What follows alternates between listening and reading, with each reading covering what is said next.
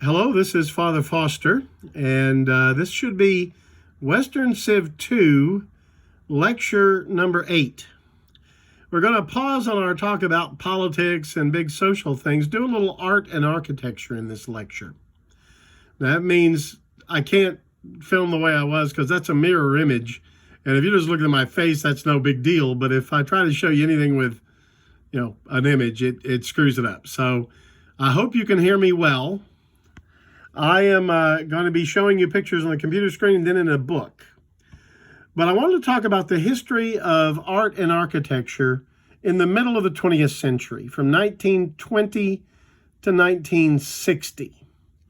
Now, the Second World War comes right in the middle of that, of course. But trends that began before the war continue and are modified by the war. Let's go back to the 1920s. Into Germany.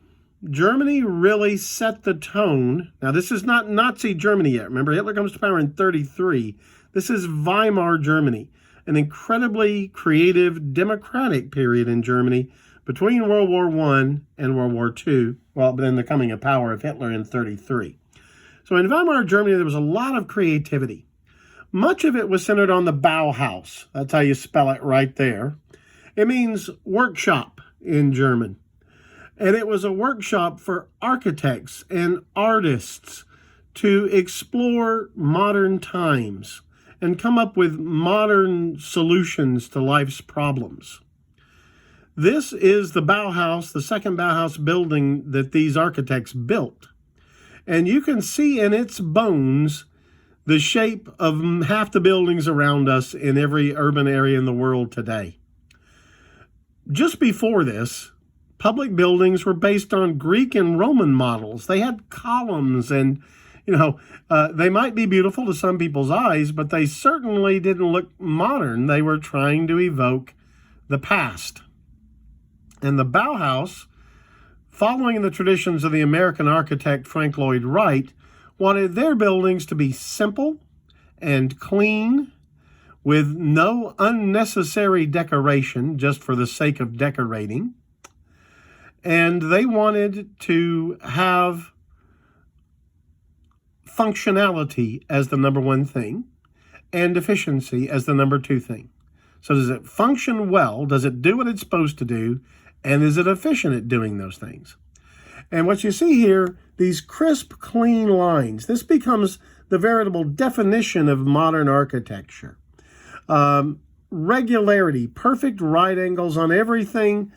It is all totally man-made. It's all artificial. Nothing here is meant to look naturalistic in the Bauhaus. This is an architecture for the machine age. But when you take a look at a Bauhaus building, you can see that the architects who did flee in 1933, Hitler shut the Bauhaus down, and these architects fled to Britain, to America, and their style of architecture will shape our downtown cities. Those glass towers in downtown Dallas and Fort Worth, they're the grandchildren of the Bauhaus. So this is Walter Gropius designed this building in 1926. He would become the great father of what is known as the international style of architecture. Here is another Bauhaus design. I mean, half the college campuses in America have buildings that look just about like this. But it's a late 20s, 1928 to 1930 design for the Bauhaus, trade union school, crisp, clean, functional, no frills. The decoration comes in things like these long, straight lines here, but the bricks are all very regular. This is modern architecture at its birthing point, okay? Here's a private home built by the Bauhaus. They were meant to be inexpensive to build so that workers could have their own homes. So they're no frills, very efficiently built. You can actually see the prefab concrete. They wanted to form these concrete forms, and the workers just prop them up and put them into place with steel spikes. And you could build the outline of this house in like less than a week and put the plumbing and everything in another week. And in 2 weeks' time, the place is ready to be occupied. So that is a Bauhaus design, 1923, for workers' housing. Now this If you've been to, like the Kimmel Art Museum in Fort Worth, you'll see how later architects were inspired. 1929 design, crisp, clean, cantilevered roof here, reflecting pools, classic modern design, Bauhaus style. Okay, I'm going to go back and we'll proceed to Expressionist architecture. Now, anytime you see the word Expressionism, see that word right there, Expressionism, or Expressionist, it means working on the emotions. An Expressionist style of art wants you to feel something. Now, this is a tower built to honor Albert Einstein in the 1920s, early 1920s. He was easily the world's most famous scientist. His theory of relativity had been proven very recently. And this was meant to be a modern building that would, it's unlike anything that came before it. This is Expressionism, though, not Bauhaus. Bauhaus has crisp, clean, 90-degree angles and straight lines. Expressionism likes curves and flow and feeling. So it's not really natural, but it's a sort of organic. It looks a little bit like the way living things grow, or maybe running water shapes rocks. Expressionism is going to play with feeling. Now, again, the curves. See this a department store design by an expressionist in the early 20s. That curving front, but it still reflects the modernity of the Bauhaus kind of design. But let's move ahead to look at. Well, here we go. This is a factory built in the Bauhaus era in Rotterdam in Holland. And again, you can see that they've lit it up very brightly with electricity at night, but it's got all these huge windows for letting light in. They're trying to find ways to be modern, crisp, clean, but integrate with the environment better than other buildings had. So the heavy architecture of the 19th century Victorians gets replaced with this much glass and stainless steel and poured concrete into straight line forms. Classic modern architecture. Classic. Okay. Oh, just so you'll know, Art Deco was a style of art popular in the 1920s and 1930s. If you've been to like the Will Rogers Coliseum in downtown Fort Worth, that is an Art Deco building. Deco stands for decorative, and it refers to these kind of decorative things here. So this is kind of a rejection of the Bauhaus crisp, clean lines. Look at all this decorative stuff. The lines are still pretty straight and all. They're not imitating ancient Greece. They're meant to be modern, but they also have decoration all over. So an Art Deco building will have, like, look at those curved balconies there. That is pretty much an Art Deco building there. This is in New York City, the American Radiator Building, a skyscraper, but look at these kind of decorative tops on it. The Chrysler Building, I don't know if they have the Chrysler Building on here, but see interior decoration there. There it is, the top of the Chrysler Building in New York City, one of the world's most famous skyscrapers in New York City. Oops, why is that? Oh, sorry, I'm sorry I lost focus. But you see that silver stainless steel top? That is perfect Art Deco. I'm sure you've seen that in movies and the like. The Chrysler Building. All right. Going back, and I want us to get to post-World War II, so I'm going to move forward. Well, this is not post-World War II, but here's an American example of modern design. These kind of things here, I don't begin to pretend those are just purely decorative as far as I know. But these are some modern American designs from the 30s.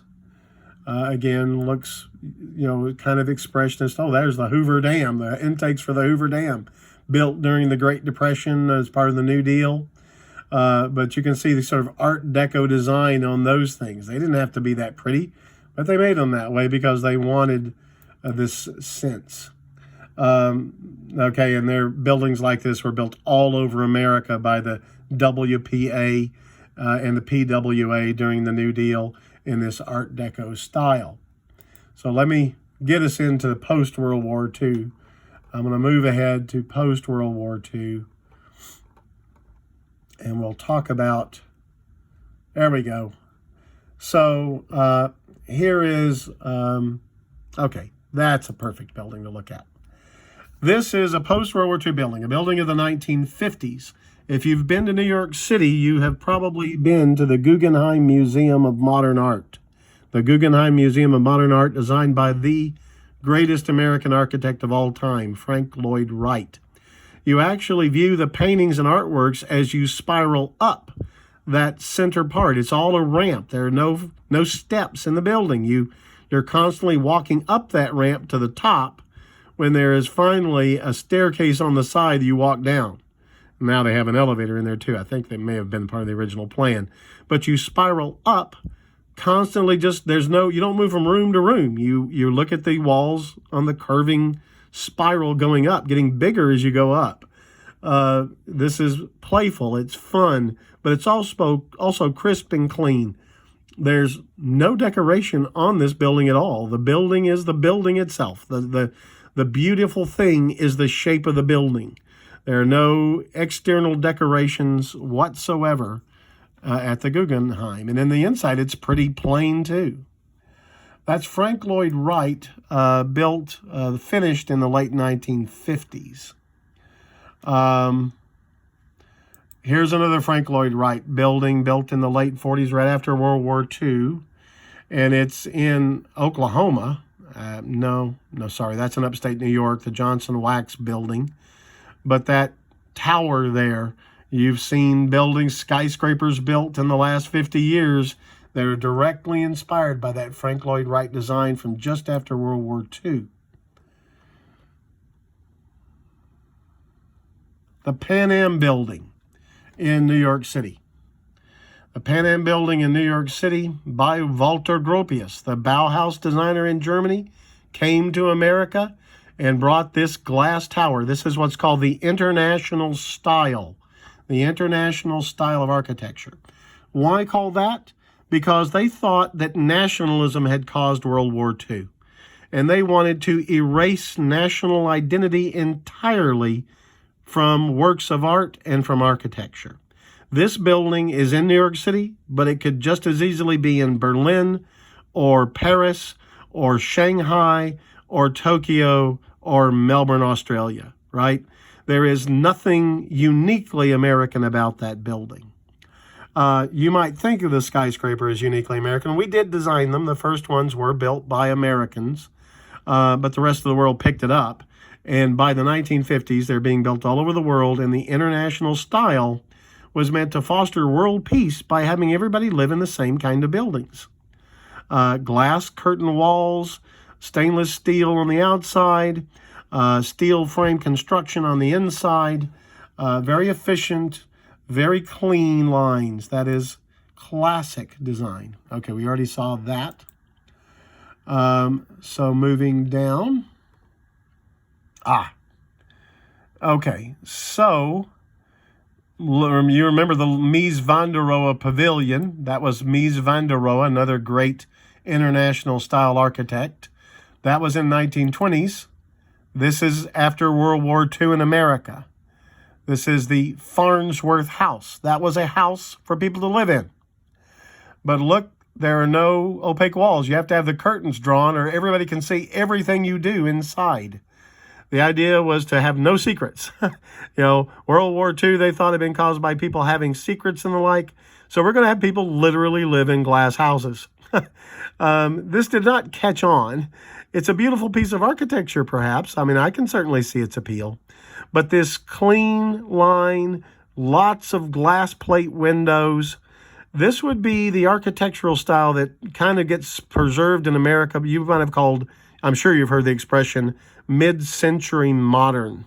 Mid-century modern, this is the kind of architecture that they were working on in mid-century modern. Right there, that's ITT, another building designed by Mies van der Rohe.